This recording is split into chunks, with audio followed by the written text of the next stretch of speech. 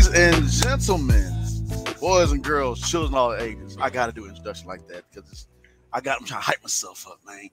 We got a special guest in the building, Mr. D.Elliot Woods. Round of applause. Hey. No, man, I appreciate y'all for having me on. How you doing this morning? Man, good. Doing well, man.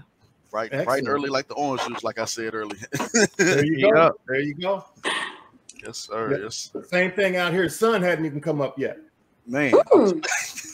Damn. What they say, the doodles ain't even cocking yet. Nothing.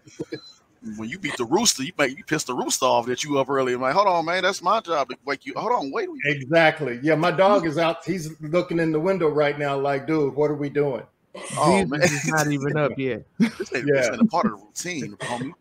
What kind of dog is it? Siberian Husky. His name is Winter. Oh, that's so cute. Yeah.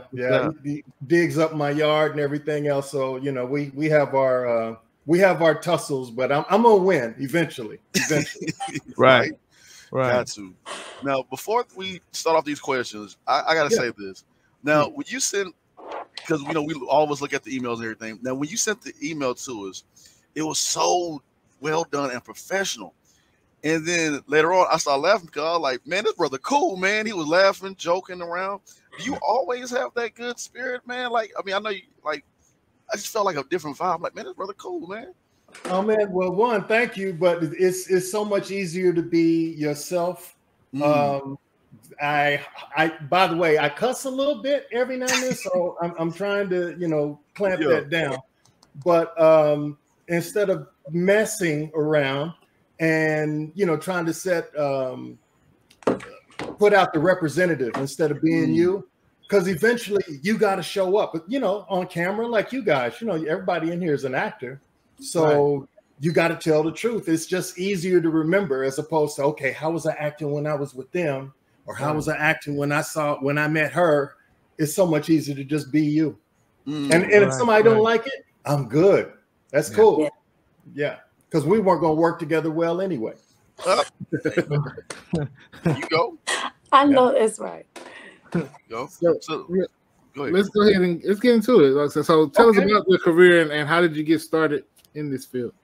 Okay. It started off, I'm originally from Indiana. I'm in Los Angeles now, well, obviously. And let's see, my mother and father split. And so my mom went out to the Bay Area where she had a brother. And so I was, of course, I'm a baby, so I have no say in the matter. And we get out there, and I'm really a baby at this point, so I don't remember anything. Long story short, her brother, my uncle, and Morgan Freeman were in the armed services together. So when I was little and growing up, guess who used to be my backup babysitter? So to me, he was just Mr. Freeman. And eventually I started seeing him on TV. By the way, and then after a few years, we moved back to Indiana. But I remembered him. Right. So anyway, I start seeing him on TV, and I'm like, is that him? And I went to the movies. I don't even remember the movie, but he had this role, and I was just like, oh, wow. And so that's what planted the seed, is because that was somebody that I knew that was actually up on the screen. I thought that was a whole nother group of people that were born someplace else, but it's like, I know that cat. And so the seed was planted there. And then when I went to college, I played basketball and all that good stuff. And I had a leg injury, so I was going to take an easy class, because I was pouting because my little leg was hurt. And ended up taking a class with a visiting professor who ended up being Alfred Woodard. And the class after that was with Bill Duke. So independently, both of them said, you know what, you might have something, you might want to come out to Hollywood. And I'm from Indiana, so I'm like, yeah, okay. So I'm thinking, you got to get you a good job and all that stuff. And I did after I graduated. But in the back of my mind, I knew I had enjoyed this acting thing. And one day I was sitting in a meeting. Y'all remember MCI, telecommunications? Yeah. Yeah. Okay. Yeah, I had a pretty good little job there. I was in charge of training and development for MCI. And I got a promotion, and something told me if I took the check and moved to Washington, D.C., that I would never follow my dream. So I turned down the promotion, paid off all my bills, and moved out to LA with $200 in my pocket. And I looked up Bill Duke, and you know, he and Alfred kind of pointed me in some directions, but they didn't really help me, which I was confused about. And I just kind of went about my business and, you know, dated everybody, all the models and actresses for the first 2-3 years. And then I realized, okay, well, you kind of wasting time. And I finally got serious about acting and then started booking jobs. Man, that is the most coolest origin story. That was that was cool. Well, thank you. I'm hoping I'm not running my mouth too much. No, you're fine. I got a question. So did the models that you were dating and, you know, the women that you were dating at the time, did they help you any with your career? And not with my career. No, I'm kidding. Man. No, I ended up meeting a lot of people that I probably otherwise wouldn't have met. And so, and you don't know how networking is actually going to, you know, help. And I never looked at it as networking. It was just like, oh, wow. The same as you guys just said about me. It's like, oh, that dude's pretty cool. Right. And I also had some times where, you know, it could have went left, but it didn't. Like, I believe I'm the only, I hope he don't hear it. I think I'm the only person that ever cussed out Mike Tyson to his face and lived to tell the story. Whoa. Wow. It was a case of Long Island iced teas and me at a club, and literally I was standing by at a rail looking down at the dance floor, and there was a whole bunch of people around me because it was Whitney Houston's birthday party, and you know, all this stuff was going on, and I'm tripping because I'm the only one that ain't famous that's up here in the VIP room, right? And so anyway, there's this crowd of people around. And all of a sudden I feel this surge of pushing and shoving, and it almost knocks me down. And so when I'm picking myself up, I'm like, who in the, I'm not going to say what I said, but this is how it went. What in the hell is wrong with you? Didn't you see me standing there? Okay. Now, I'm sure y'all heard that hesitation. Yeah, we heard that. The dude was standing right here. It was him that did the pushing. And he was so surprised I was yelling at him. He was like, I'm sorry, man, I didn't see you standing there. And I said, oh, it's okay. You know, and I just stood there and I'm just like, man, I hope this dude, I stood there for 10 seconds on the strength trying to be a man. And after about 10 seconds, I said, okay, well, I guess it's about time to go home. Because I didn't want for it to register and him punch me and knock me downstairs. I was just like, oh, man. Anyway, that kind of stuff happens all the time. Oh, wow. Wow. So when Morgan Freeman used to watch you, did he ever get on you? That would be epic. Like how would that be? Like, I mean, God, like, did he ever get on you? Morgan, no, I wasn't big enough to cause no trouble. I wasn't big enough to cause no trouble. Not then. And actually, I just remember flashes of him. And then later in life, you know, when you get a little taller, a little bigger, then to meet him again, it was kind of like, oh yeah, okay, but no, I don't remember nothing traumatic, nothing like that. Okay. Just, you know, a gentle soul, like he is. Hush, little baby, don't say a word. Exactly. Now Morgan be like, I can't watch him. Elliot as he ran down the street. Like, did you know? Yeah, man. Before I ask you the next question, it feels like already in this interview, it feels like you need to have a cartoon where you tell these small little stories or something. You be a cartoon character and tell these stories. Man, don't give me no ideas. I already write. I got so much stuff popping out of here now. Oh, but that's a great one. Yeah, add another one. Add another one right there, bro. So, you have so many roles you've done over the years. What has been your favorite so far to you, your own personal ones? Ooh, favorite role? Yeah. I had an opportunity. It's one thing, like when you go guest star, you know, whatever, and going show to show, and even get a part in a movie or something. And when you finally get a chance to help carry a film, so one of my first experiences doing that was for a Lifetime movie. I know it sounds crazy, but I think it came out. Was it last year or the year before? It's called something about a stalker. I'll have to look it up. Okay. But long story short, I was one of the 3 main stars in the film, and it wasn't so much the film, but it was the experience of actually like, okay, this isn't coming in the room and saying telephone for you, Bob. It's like, you know, if you don't make this character believable, then the movie's gonna fall apart, or you're gonna get fired. One of those 2 things. So that was probably my favorite, just because of the experience in that regard. Other stuff, here comes another short story. Do we have time? Yeah. Okay. Yeah. Do you guys remember a show called Boston Legal? Yes. Yes. Okay. I went in for an audition for Boston Legal for this big old, I mean, a huge guest star role, right?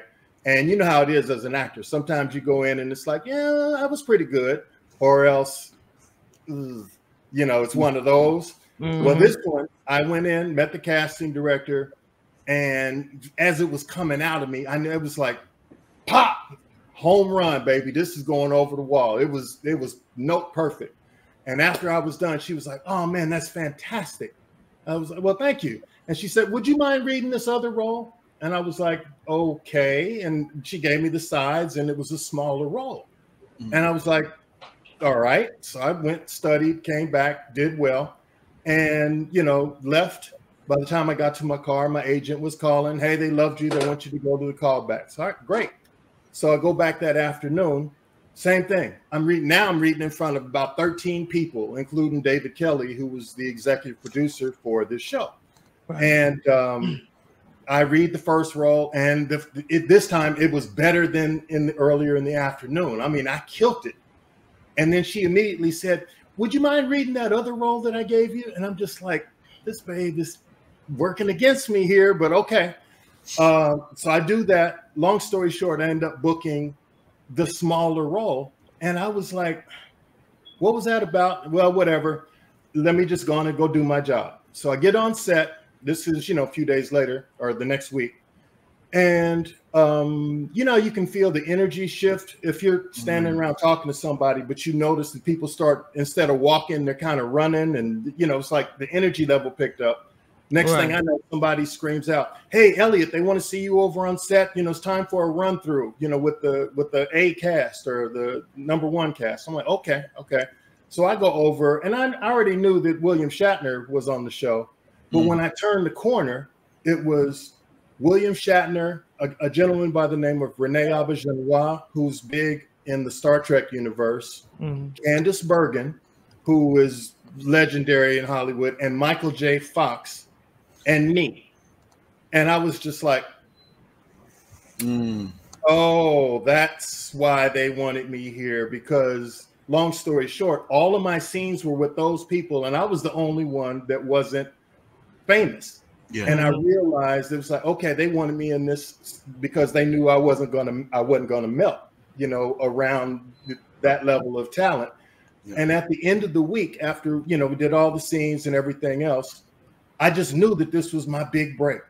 And at the end of the week, they usually say, okay, everybody, Elliot Woods is wrapped, and everybody claps. At the end of the week, those 4 people came towards me and they were like, man, you were fantastic. And I just felt like I was in the club, right? Yeah. And I was like, oh, this is it. This is the break. And what ended up happening was I was the star of the B storyline. There's an A storyline and there's a B storyline. And on that episode, I was the star of the B storyline.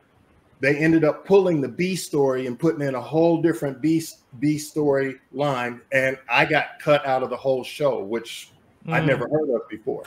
And I was depressed and everything else. And then I realized the most important thing was that I knew that I belonged at a certain level.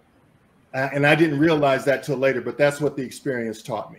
So nice. That was a long way to go to answer the question, but that was, it ended up being my favorite experience, even though it hurt like hell. It really did. Because I was like, oh, and you done told everybody and your grandmother to watch the TV. Right. Like, well, where are you, baby? Yeah. It's the right channel? Okay. Yeah, right. No, that's a beautiful story, because like perseverance and keep going, and that's, I think a lot of us as up and coming actors or just actors period need to hear that, because we all talked about me, Shay, Chris, Mike, all of us. We had the guest on last week. We were saying like we gave our all in that one scene where we thought that was gonna be it, and then you see nothing. Something else happens, you know. But that's the thing, is you just have to remember, you know, everybody's path is different. Your big break was being born and getting to do this, and you know, like what you're doing right now. You're doing your own project. You are making your damn break. So I'm like, hey, go for it. That's what you got to do. And then somebody else will see you and say, oh, would you please be in my $50 million movie? And you're like, yeah, I can squeeze that in. I think I could do that. Yeah. Greatly appreciate it. Thank you. So we have so many viewers who are parents. And I know that part can get a little bit crazy. Some of us are parents as well. How do you balance being, you know, a father and also balance show business? First off, them kids ain't mine. No, I'm kidding. I know, right? I say that sometimes. No, it's a tough balance. It's really not that difficult, to be honest with you, because you know, once they get of age and everybody's in school, then the only issue is, you know, getting folks to school. And unfortunately, mom and I aren't together, so most of the time that's not an issue for me. But when they were smaller, I would always get them from school. That was the thing that was difficult. But then I would just take them to the auditions with me, so on and so forth. And there were times when I was working and I couldn't get them. But, you know, you just make arrangements and have a babysitter or someone else pick them up. It's actually not that bad of a deal. It's really tougher, more on an emotional level now than it was when they were smaller, because you know, now it's like when they call, it's not their mom talking, it's them. And I've got 3, and they each have different, one's in the 5th grade, one's a junior in high school, and one's a junior in college. So they all have different interests and issues that pop up. And when they call dad, it's business time. So that's when it's hard, because sometimes I'm studying for auditions like you guys, or I'm coaching somebody for their audition, or working, and then you get these calls, and it's a serious thing because it's reaching my desk. So, you know, that's when it's hard to balance. But for the most part, it's actually a pretty easy thing. Yeah. Okay. Thank you for sharing that with us as well, too. Yes, definitely. Oh, sure. You you do voiceover work as well too. Yeah. And I hate to put you on the spot, All but right. what celebrity impression can you do the best? You know what? I used to do, who did I get? I used to do Shaquille O'Neal, but I haven't done it in 1,000 years. But I'm not really an impressionist. Usually when I get hired for voiceover, it's because they either want this guy that you're listening to now, or or they want the guy that can give you a certain feel. You know, right.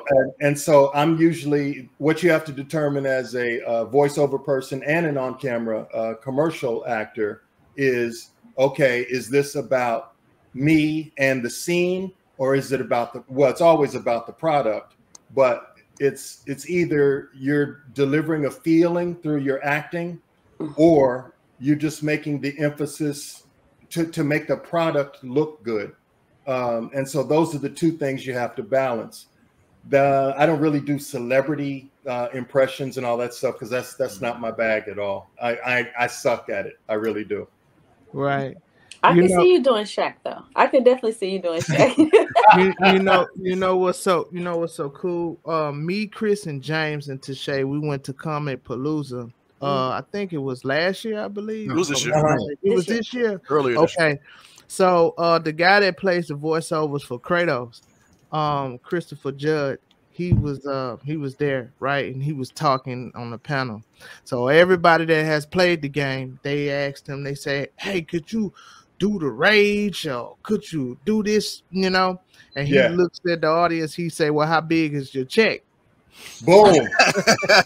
Yeah, boom. Yeah, I'm just not gonna just take my pants down out here. That's cool. Yeah, that's real. I like doing voiceovers. I want to do more voiceovers. But I want to go into like cartoon Disney kind of feel. Like I love cartoons still at this age. I have a little daughter. You need both. Yeah. Okay. Good deal. I've got some friends that actually do animation, and the reason that they get on is because they can pull out different characters. You know, there's some that can only do like 5 or 6, but I know one young lady who probably has voiced probably 80 different cartoons, and she's like the main person on all these cartoons. And she goes to that character immediately. Like there's no warm up, no nothing. It's mind blowing the amount of talent that's walking around. So the reason I bring that up is if you're talking about doing animation, it's usually not because you can do one voice. It's because you can do a bunch. So get your A game ready. I like to do the singing part of it too. Like I like to sing, and I like to bring. You know, what I really want to do is a part where it's a character, but she also sings. Okay. Oh, you might have to do like Jaffe then, and get your project. Yeah, no, right there. Get your own project and start doing it. 2-minute cartoons or something on the internet. You never know. Yeah. Yeah. Thank you. Sure. Now, we know you're a writer, right? You have a book that's coming out. Go ahead and tell us more about your book that you're working on or that's released. Oh, it's already out. It's called Rise of the Unicorn. It's a suspense thriller. And let's see. Now, for the audio book, I did 55 different characters. Now, again, I'm not an impressionist, so I really only did like 10 different voices for some of the main characters. And I had an actress friend of mine do the role of good grief, it's early in the morning, so I can't remember everybody's name right now. But the main character, the main female character in the book, Evelyn Kennedy, because it was important to me that she have a very distinct, separate voice than me doing different versions of me. The book itself is about a negotiator, Los Angeles-based, a brother named Gus Martin, and he is called to a failed bank heist because the robbers didn't get away. They've got something like 30 some odd hostages inside the bank. And so obviously he's there to help get the people out, you know, without people getting killed, so on and so forth. However, halfway through this experience, he realizes that he is actually the target of the Unicorn. That's the terrorist group that's on the inside.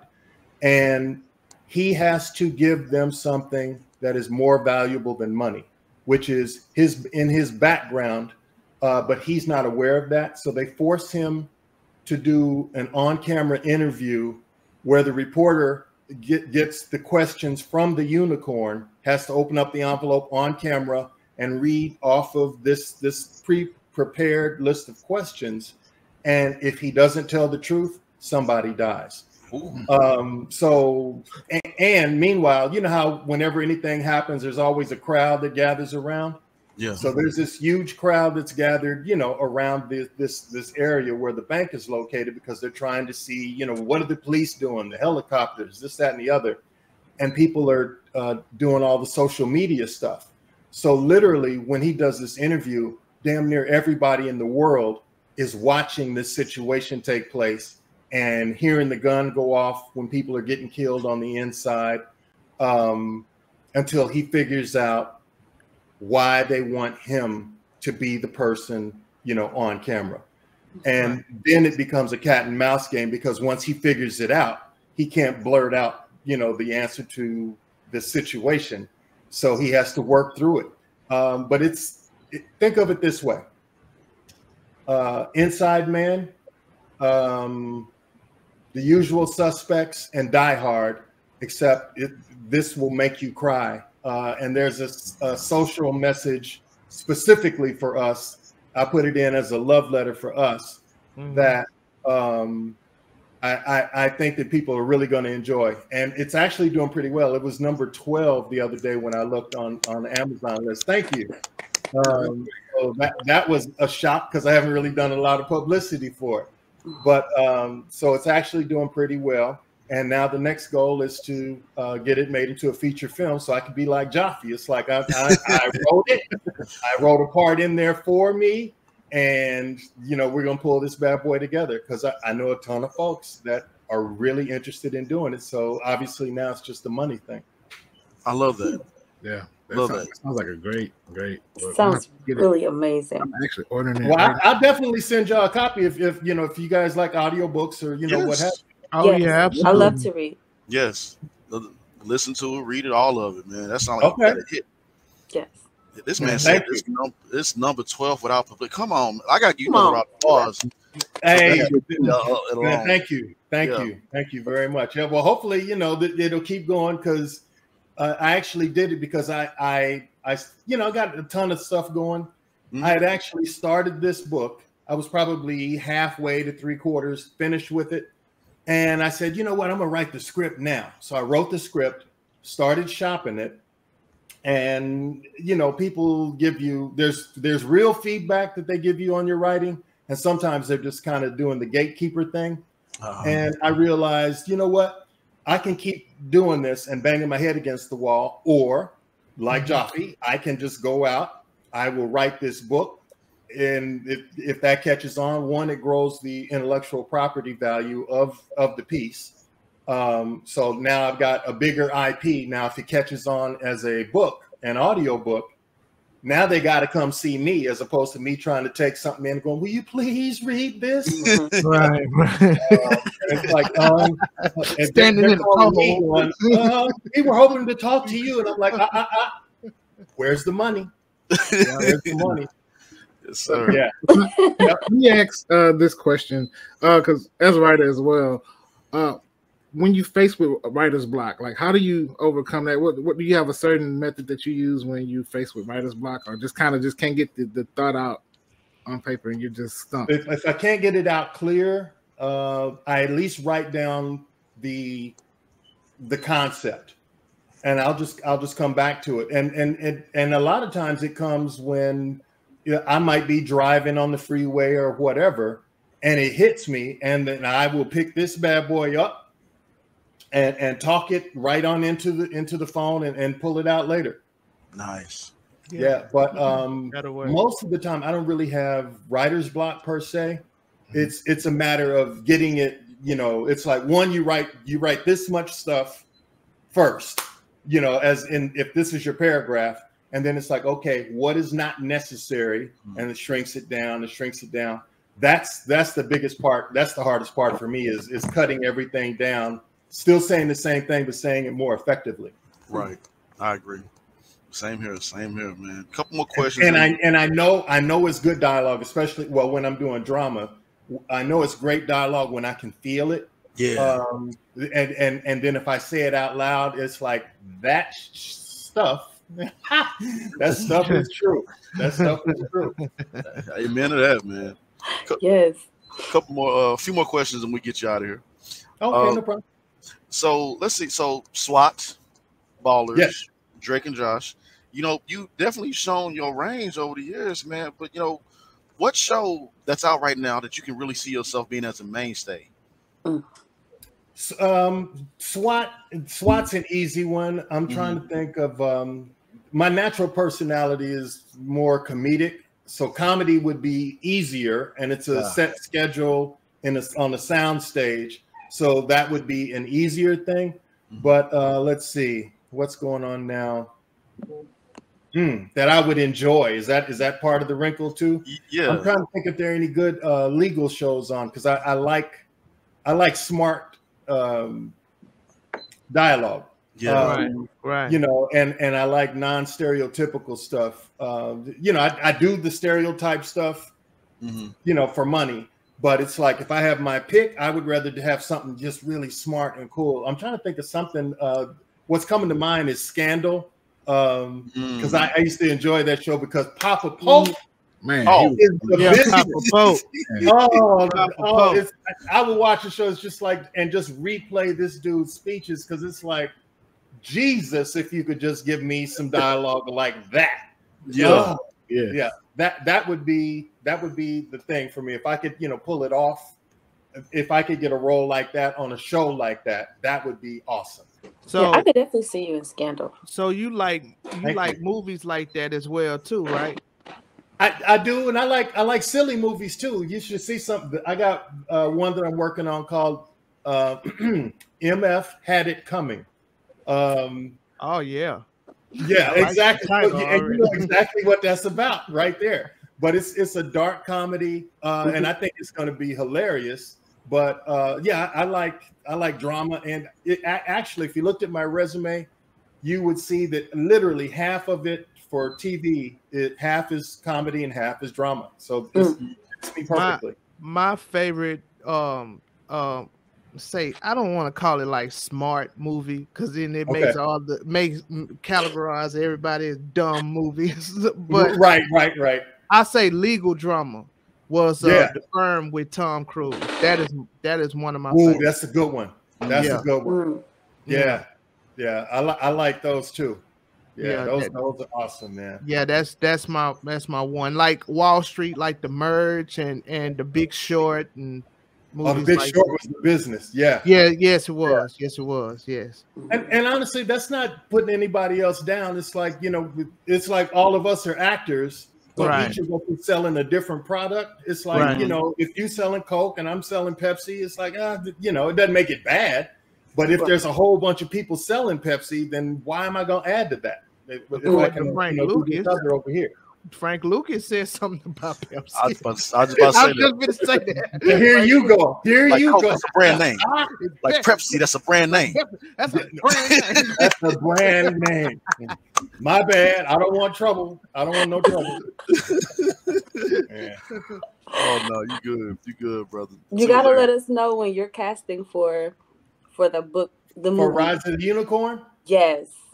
Man, if y'all would come up here, that would be a blast. That would be an absolute blast. Well, I will definitely keep you guys in mind, and and I mean that seriously. I'm not the LA dude that's like, oh, we should get together and have lunch. And then never get together. Never got together. Yeah. You remember that guy that said that we get together?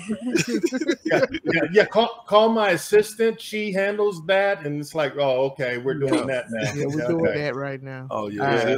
There's nothing for us to get an airplane ticket, train ticket. Trust me, they were laughing at me. No. If it's my film, I'm sending. Don't know. You fly on me, but but that would be a trip to have this be the meeting point. Yeah, and this would be the thing you would talk about on your interviews. Well, we actually met back when, that's right. How it happens. Yes, sir. Part of that. Part of your journey, part of your story. Yeah, man. So, what gems or advice can you share with the audience that could help them along the way with their acting journeys, as well as us, just life in general? Okay, I got a couple. One is that was a lot of ups and downs in life, but in this business, I have literally been told at an audition, that was amazing.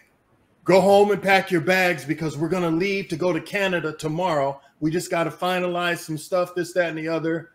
I race home, pack. I'm so excited. And I'm just waiting on this confirmation call because I'm going to Canada tomorrow. And then they don't even call you. Oh, wow. And it's like, and you're just sitting there like looking out the window like, well, maybe they're just going to send the car. It's like, no, Daddy went to the store to get the milk. Exactly. He's getting them cigarettes again. But what I was going to say about that is that life is hard. This business can be really, really tough.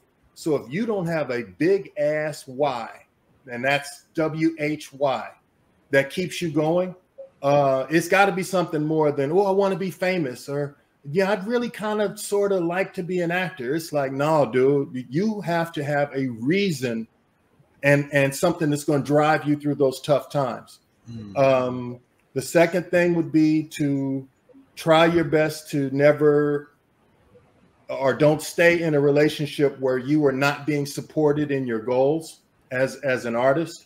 Because there are people who will be attracted to you because of your personalities, your looks, all of that.